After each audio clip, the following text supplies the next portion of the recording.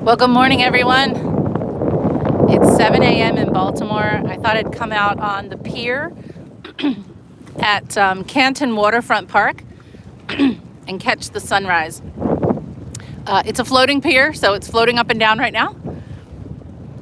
It's quite windy. I'm so sorry for the noise, but it is a beautiful, clear morning.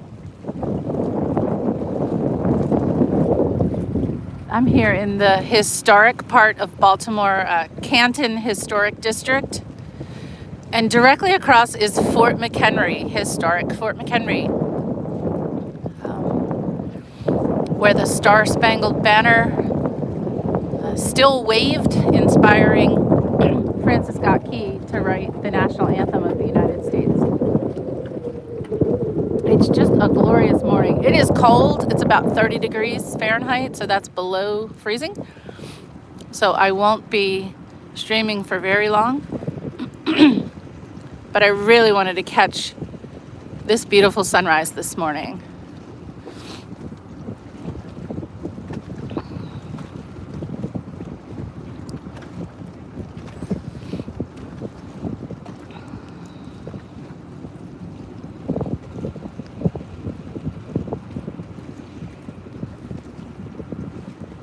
I'm sorry for the wind.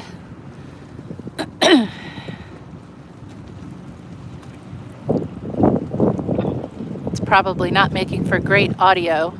And I'm also trying to cover up the microphone a little bit. Hello, good morning, Mindy. This is the Patapsco River in Baltimore, kind of heading up to the Inner Harbor. This is historic Canton, a neighborhood in Baltimore, Maryland, right on the Inner Harbor. And I'm on the floating pier just to catch a beautiful sunrise this morning. Good morning. Where's everyone from? And I'm sorry for the breeze this morning. It's probably quite loud in the audio. It's really cold. It's a little bit below freezing today, but it makes for a really beautiful sunrise. I'm going to try to edge up to the edgy edge of the pier here. Hopefully a gust won't throw me over. Hi, well, hello to India. If a gust does throw me over, at least the water is warmer than the air, so we'll be okay. Hi, Mindy. From Michigan, but in Ohio, so it's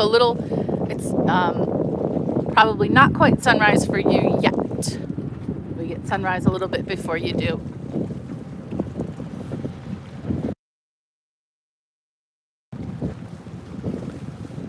So just across the water here, this is the Patapsco River, where those trees are, is Fort McHenry, where during the War of 1812, the Battle of Baltimore was fought actually in 1814, and because Baltimore was defended, it inspired Francis Scott Key to write our national anthem.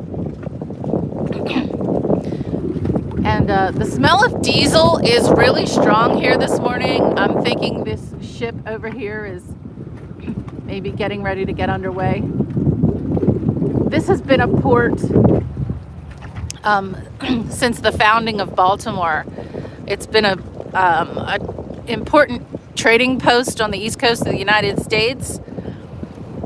Just across the harbor was the Port of Baltimore immigration station. A lot of people think that all immigrants to the United States had to come through Ellis Island in the 1800s. That's not true. The Port of Baltimore was the second largest immigration port. There were also immigration ports in Philadelphia and New Orleans.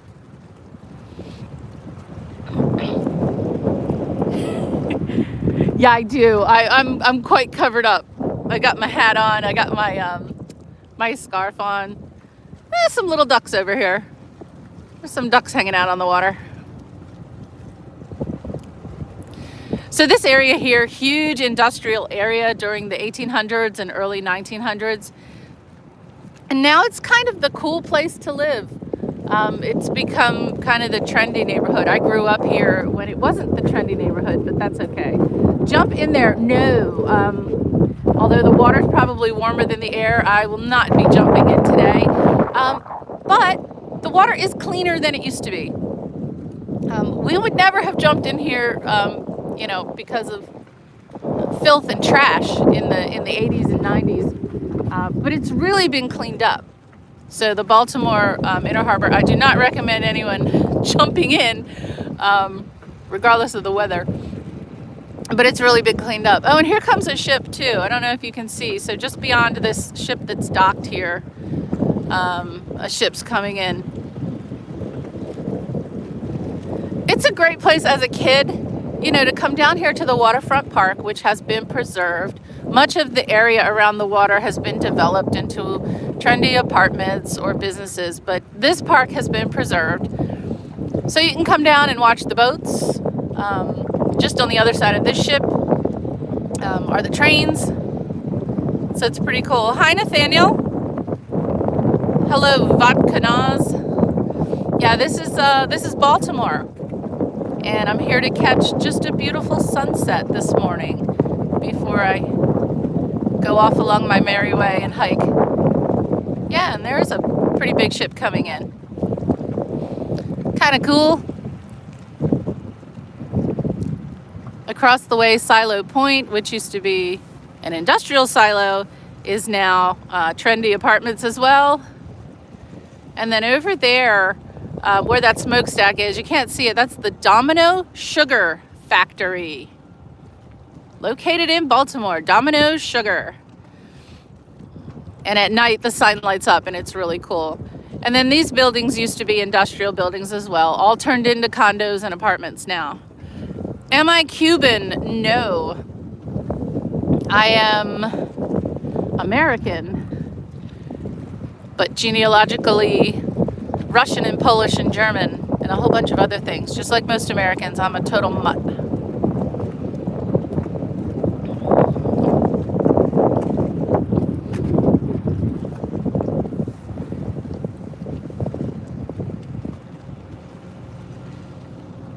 And we got ducks. I don't know what kind of ducks those are. I don't know my ducks. So I'm going to come back up the pier. Well, my hands are freezing. I need to switch hands. Yeah, and there's a tug helping that big ship over there. I wonder which way he's going to dock. I'm going to come up here, carefully navigate this floating pier. Get a different view while I cover up my hands for a few minutes and warm back up.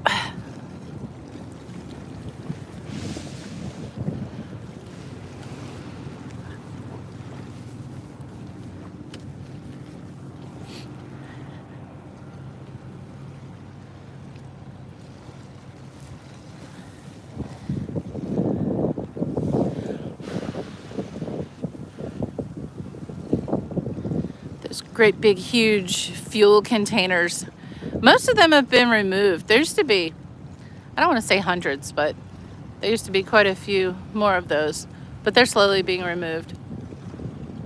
And there's our little ship pulling into dock over on the other side.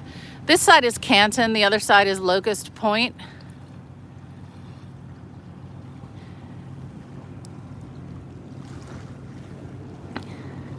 Now this is one really good area that's been preserved here in historic Canton.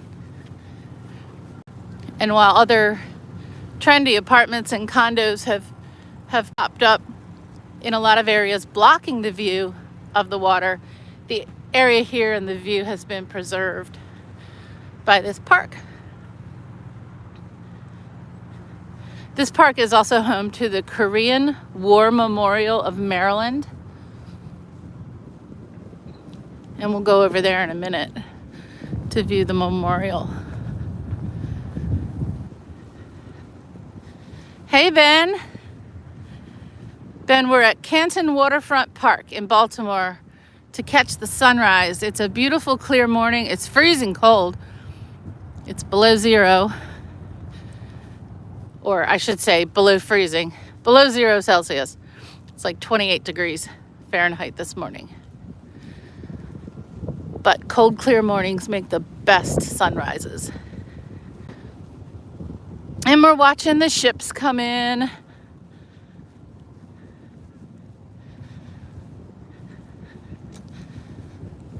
Hey, Tomby. And this one over here is being helped by a tug, or trailed by a tug. I think it's going to turn around and dock over there. It can't go much farther. Farther on that side is hey, good morning. Farther on that side is Baltimore's inner harbor. So the ship won't be able to go too much farther. It's probably going to make a turn and dock.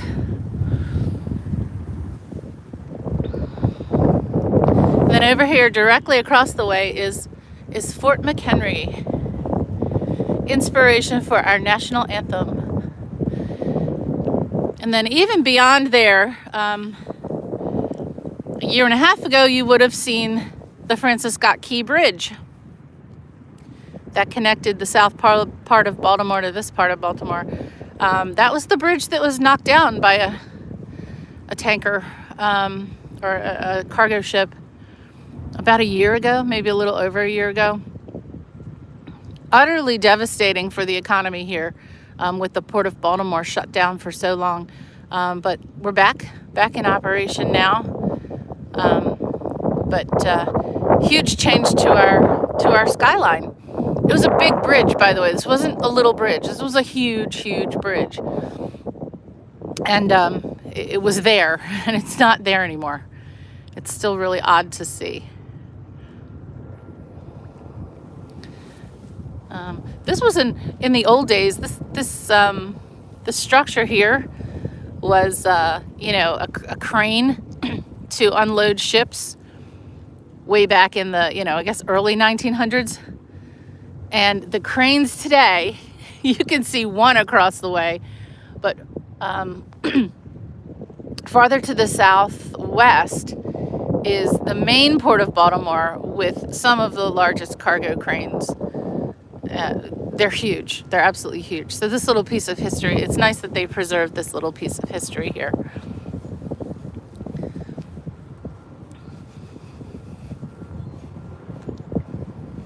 This used to be, so the ships would dock here. They still do. And then this street, adjacent to Boston Street here in Baltimore, it's Boston Street, was a train depot that is no longer here.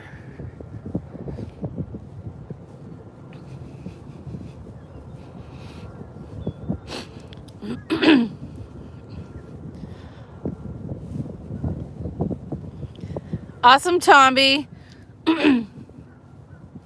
Baltimore's fun. You need to go to Fort McHenry and catch an Oriole game. Or take the water taxi. You can hop on the water taxi here and go to Fort McHenry, or go to Fells Point, or go to the Inner Harbor.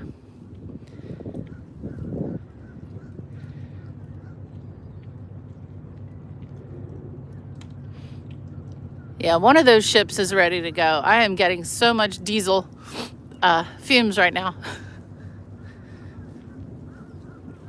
I'm definitely going to capture a picture here in this lighting.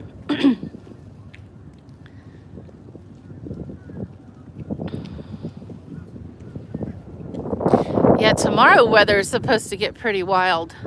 They keep calling it a blizzard that's coming here. I don't know if we're going to have a blizzard, but they're calling for really bad storms in this area. Good morning.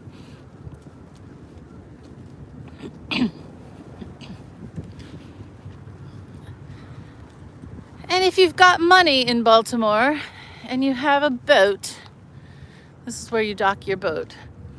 So here's the I love these historic signs. The historic Canton Railroad Transfer Bridge. Cool. So coming from the ships, transferring goods over to the trains. Since 1828. 1828 is a really big year for transportation here on the East Coast of the United States. Last week, if you joined me for my live stream, and I know Tomby and Ben did last week, we talked a little bit about the Chesapeake and Ohio Canal, which began in 1828 to connect Georgetown in Washington, D.C., up to Cumberland, Maryland. Same year, 1828, the Baltimore and Ohio Railroad began, the first railroad in the United States. So it's a really, really big year for transportation. Wonder if there'll be, probably in 2028, maybe there'll be some celebrations. The industrial powerhouse, Canton. These signs are new, so I'm definitely going to come back and take some pictures.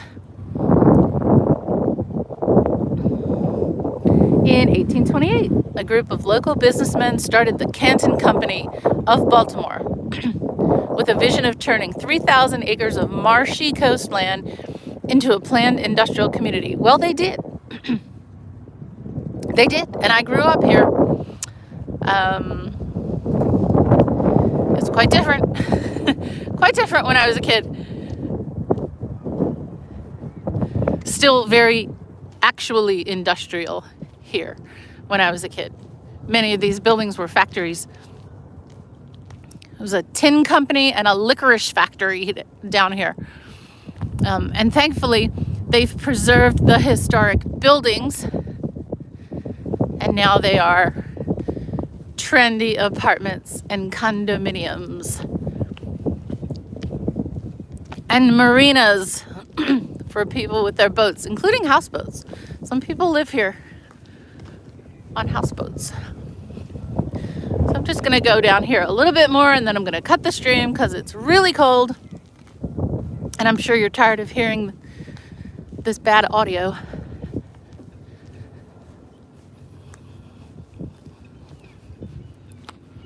Hi, Ronnie. Bring me some liquors. I know. No licorice factory here anymore. Had an argument, a debate with someone about black licorice in a chat recently. I mean, you either love it or you hate it. I like it. I like red licorice too.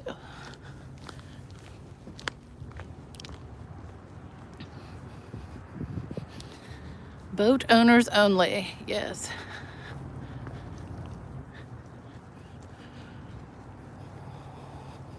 So you can take this walkway, what do we call it? The Waterfront Promenade, that's what they call it. You can take the promenade here from Canton all the way to the inner harbor, all the way around the inner harbor, and all the way across the water there to Fort McHenry. And joggers and walkers do it every day. It's probably a good, okay, don't quote me, probably a good 2.5 miles to get from here all the way down to the harbor and then over to Fort McHenry. It's a really good walk and a really good run. Morning. No. Hey, morning. You got ducks doing their thing. I think these are mallards. I am terrible with birds. My dad is a bird person. He knows them all. He'd be disappointed that I don't. So directly across here is Fort McHenry. Great place to visit. And then the boats here. Oh, and the wind. And then you can really get a good view of the, what is that, the southern part of the inner harbor. They have different names. So there's Harbor East, and then there's the inner harbor, and then there's Locust Point. So fishing history. So my ancestors, most of my ancestors came over from Russia and Poland and Germany and went right into industry here in Baltimore. Many ancestors who worked on the railroads and around the railroad and at the shipyards. But I do have a few ancestors who go farther back in Maryland history, and they were oystermen. So yes, they were over on the eastern shore of Maryland, and they were oystermen. Also fought in the Revolutionary War. So it's really hard to see, but this is a good view of Fort McHenry, and directly across the water, so directly to your left, next to that ship, you can kind of see is a little teeny tiny lighthouse, and it's lit. Maybe you can see it. But the lighthouse on one side of the river and Fort McHenry on the opposite side of the river formed the defenses of Baltimore. So both during the War of 1812 and the Civil War, the fort and the lighthouse, and there was a battery stationed at the lighthouse, were the defenses of the port of Baltimore, which is a really important place, and that's why the British attacked Baltimore during the War of 1812. They had already burned Washington, D.C., and they just needed to dispose of Baltimore pretty much, and the war would be over. But the people of Baltimore, known as the Old Defenders, they did their job and defeated the British, beat back those Brits, and the War of 1812 was pretty much over at that point, although it was 1814 at that point.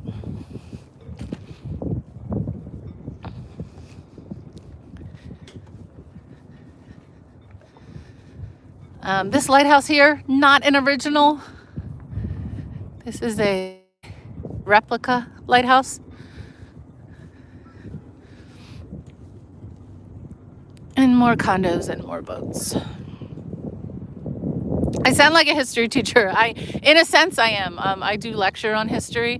I am a historian and a researcher. And I make these little videos just in the hopes that if someone is looking for information, they can find it. Many times, as I was doing my research on different topics, I found information that was really helpful, especially about places where I couldn't visit.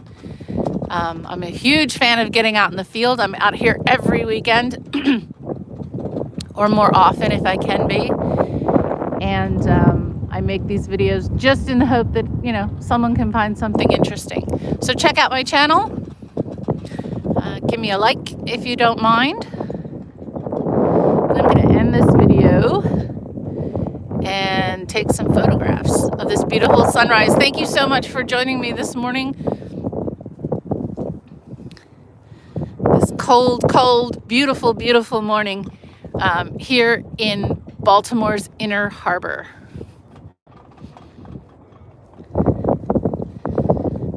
Everyone have a beautiful weekend. Take care.